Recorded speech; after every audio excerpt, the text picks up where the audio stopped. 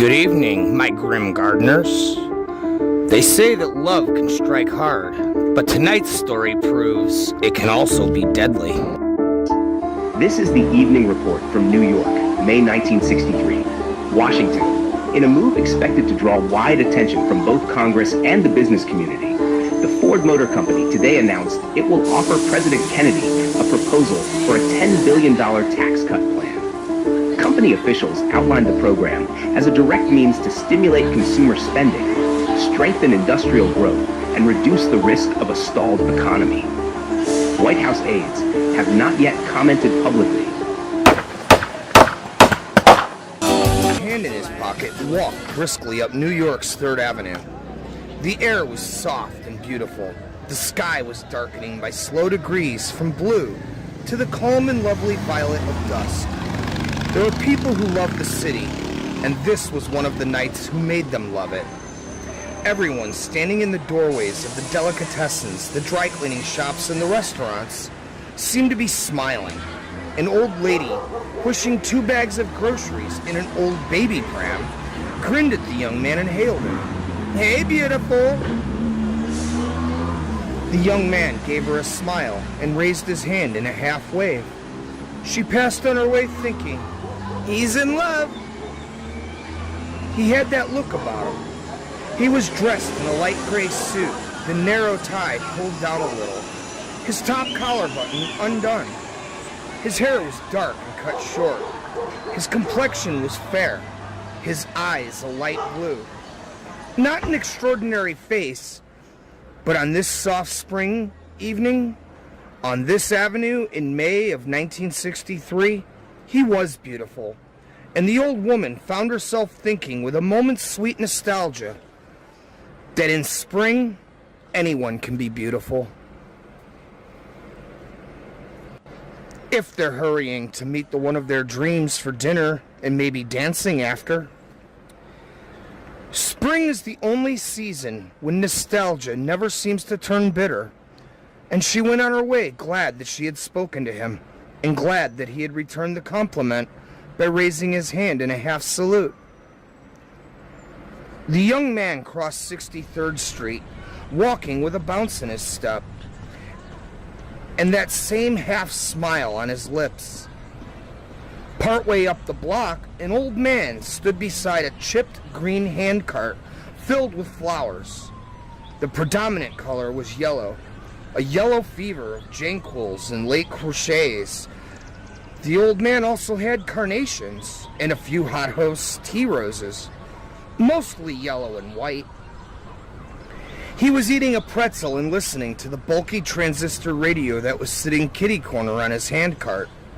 What authorities are calling the Hammer murderer has claimed yet another victim. This marks number 5 in a rash of recent killings, still unsolved by the local police department.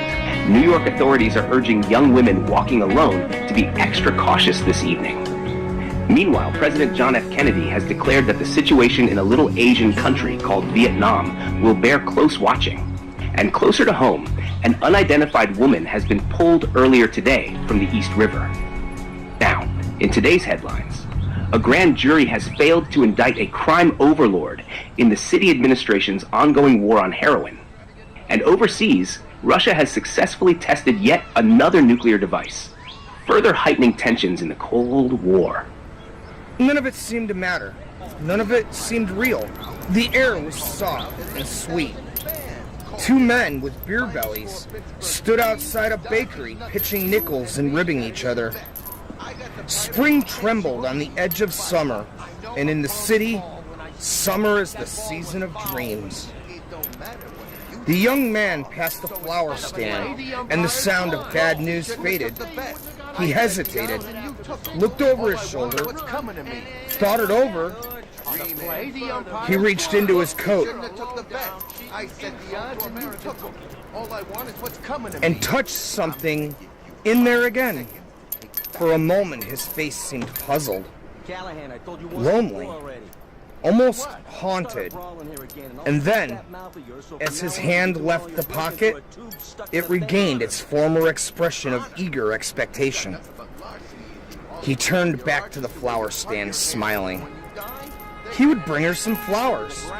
That would please her. He loved to see her eyes light up with surprise and joy when he brought her a surprise. Little things, because he was far from rich. A box of candy, a bracelet, once only a bag of Valencia oranges, because he knew they were Norma's favorite. "My young friend," the flower vendor said as the man in the gray suit came back, running his eyes over the stock in the handcart. The vendor was maybe 68, wearing a torn gray knitted sweater and a soft cap in spite of the warm evening.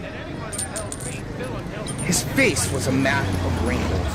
His eyes were deep in pouches, and a cigarette jittered between his fingers. But he also remembered how it was to be young in the spring. Young and so much in love that you practically zoomed everywhere.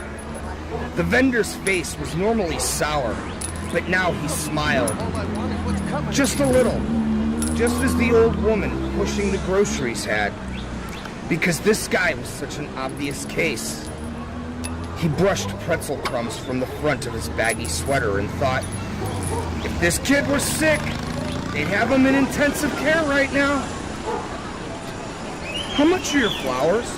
the young man asked. "I'll make you a nice bouquet for $1.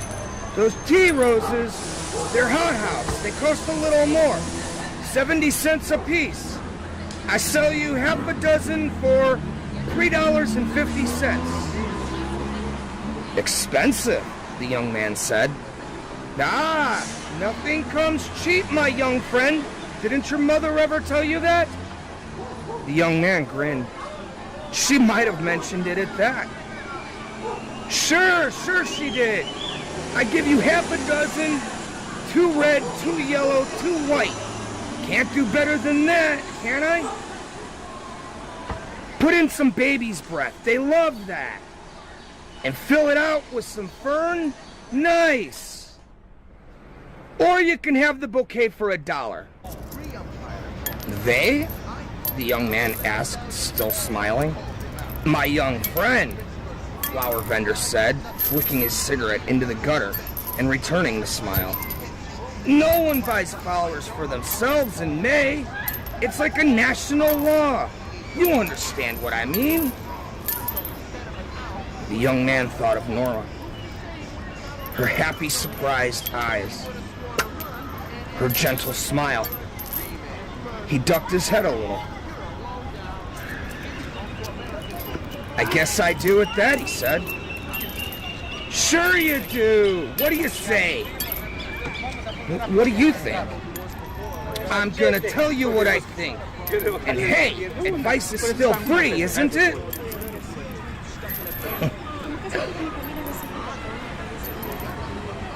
The young man smiled and said, "I guess it's the only thing left that is." "You're damn tootin' it is," the flower vendor said.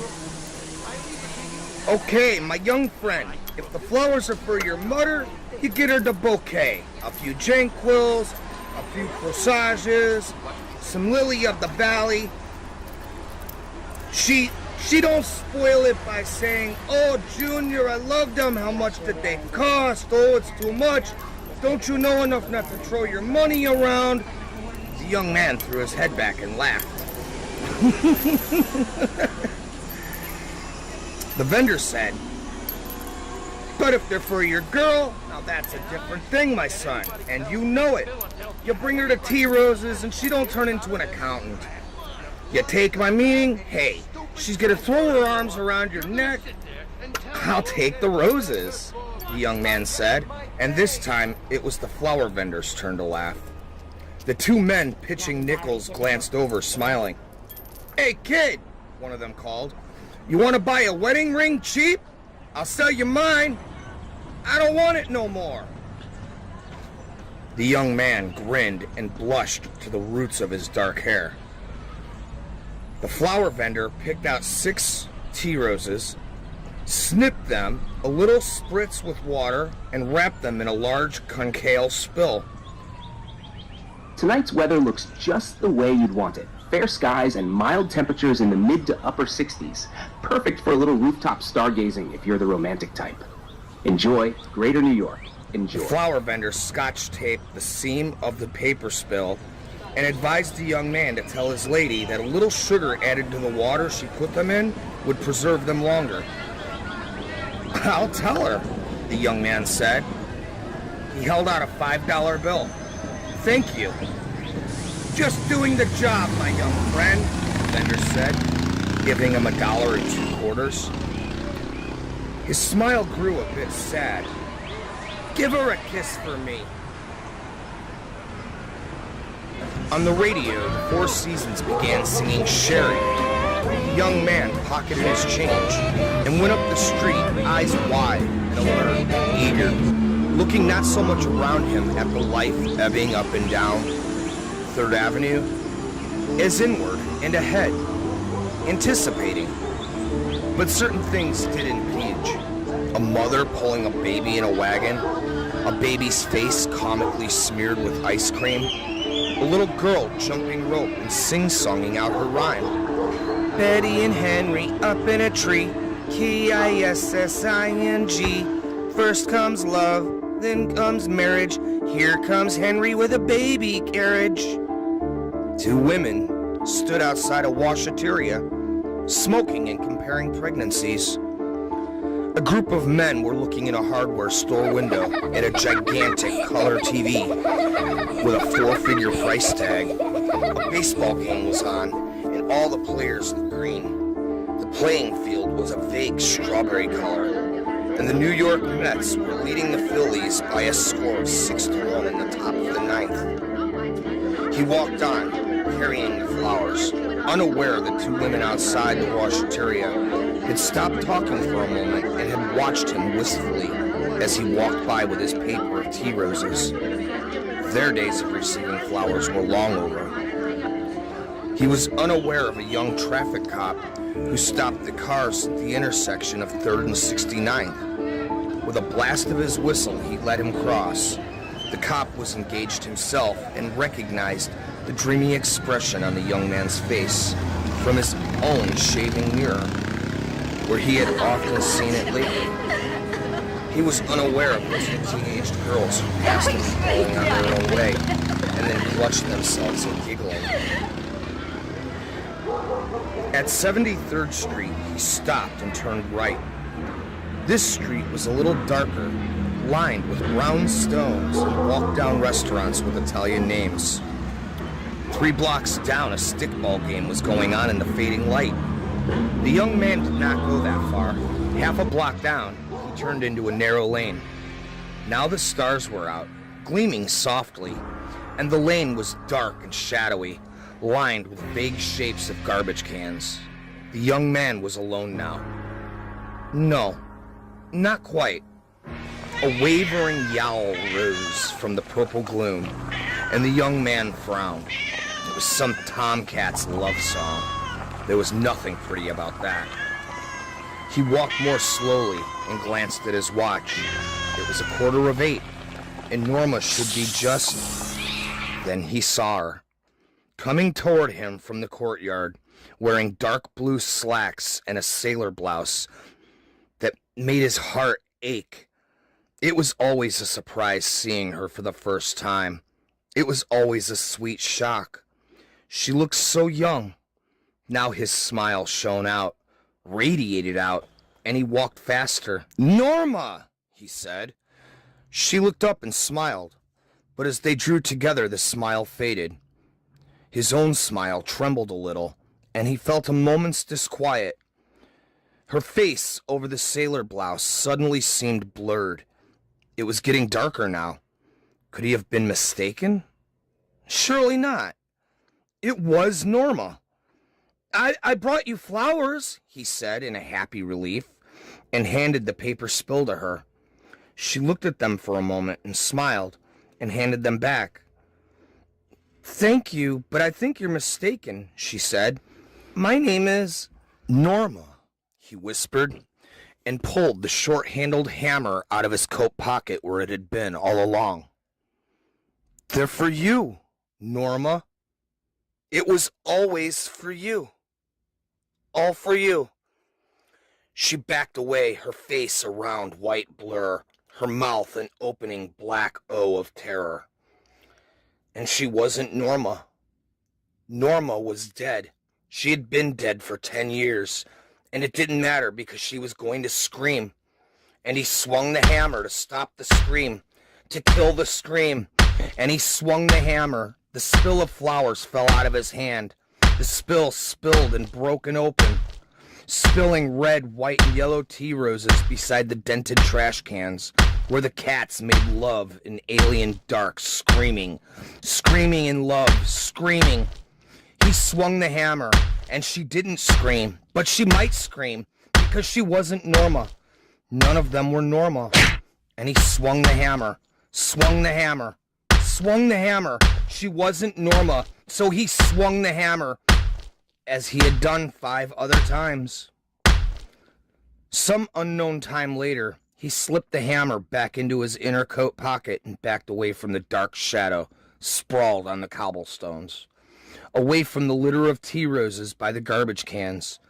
He turned and left the narrow lane. It was full dark now, and the stickball players had gone in. If there were bloodstains on his suit, they would not show in the dark, not in the soft late spring dark. And her name had not been Norma, but he knew what his name was. It was Love. His name was Love, and he walked these dark streets because Norma was waiting for him, and he would find her someday soon. He began to smile. A bounce came into his step as he walked down 73rd Street. A middle-aged married couple, sitting on the steps of their building, watched him go by, head cocked, eyes far away, and a half-smile on his lips.